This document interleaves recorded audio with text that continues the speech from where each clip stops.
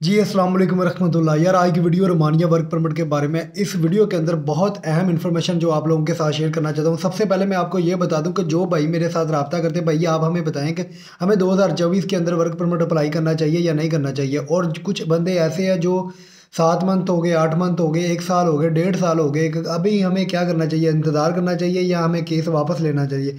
भाई मैं किसी बंदे को जो है ना गलत मशवरा नहीं दूंगा, पहली तो बात ये। दूसरी ये बात कि यार अगर तो आपको लगता है कि आपका एजेंट या आपकी एजेंसी वाला जो है ना काम आपका करेगा, तो आप जो है ना मज़ीद वेट कर ले।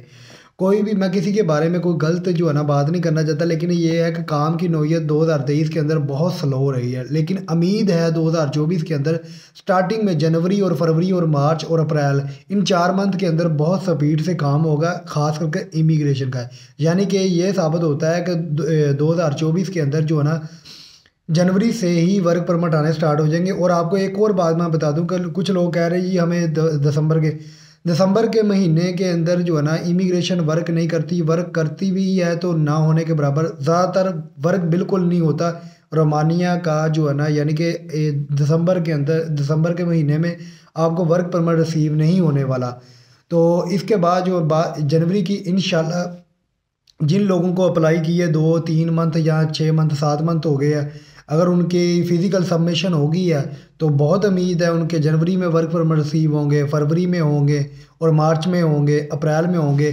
और कुछ बंदे आज भी मेरे साथ ही, कुछ बंदे ऐसे थे जिन्होंने रब्ता किया, मुझे कॉल भी की, ठीक है तो भाई हम 7 बंदे हैं, हमने अप्लाई किया, हमें 17 मंथ हो गए हैं, तो आप हमें बताएं कि हम केस वापस ले लें या केस रहने दें, हमारे बहुत जानने वाले अजीज़ है। तो भाई मेरी बात सुने कि अगर आपको 17 माह हो गया या 18 माह, मैं ये नहीं कह रहा कि आपका काम नहीं होगा, ठीक है। मैं ये कहता हूँ कि अगर मिसाल के तौर पर आपको ज़्यादा टाइम हो गया, यानी कि 1.5 साल से भी ऊपर आपका टाइम हो गया है और ऊपर से आपका काम नहीं हो रहा है, तो वो आपका जो काम है ना उस बंदे के थ्रू नहीं होना। सही है, मैं उस बंदे को जो है ना मसलन कोई गलत नहीं कह रहा, लेकिन ये कि हर बंदे का काम हर बंदे से नहीं होता, ठीक है।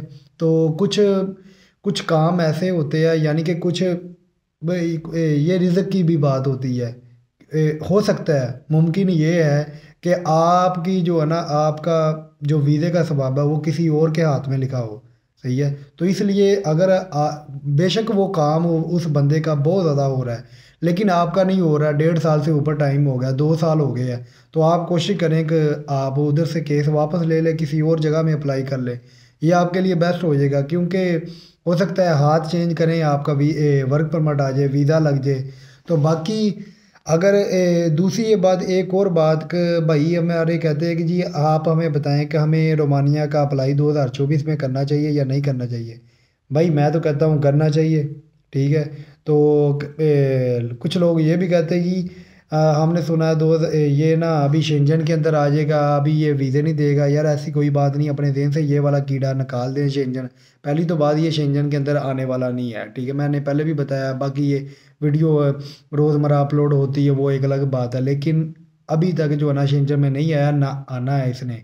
अभी भी इसको मज़ीद 2 साल लग जाने हैं, इसके बहुत पंगे हैं, क्योंकि रोमानिया से जो है ना तकरीबन कोई हज़ारों की तादाद में जो है ना इलीगल जो है ना लोग शेंजन के अंदर मूव होते हैं, और बहुत कम तादाद में लीगल तरीके से, ये बहुत ही कम तादाद में। 2023 की बात करें तो 1 लाख से ऊपर जो है ना बंदे जो है रोमानिया से इलीगल शेंजन में मूव हुए हैं। तो वो शेंजन वाले किस तरह एंट्री दे देंगे रोमानिया को?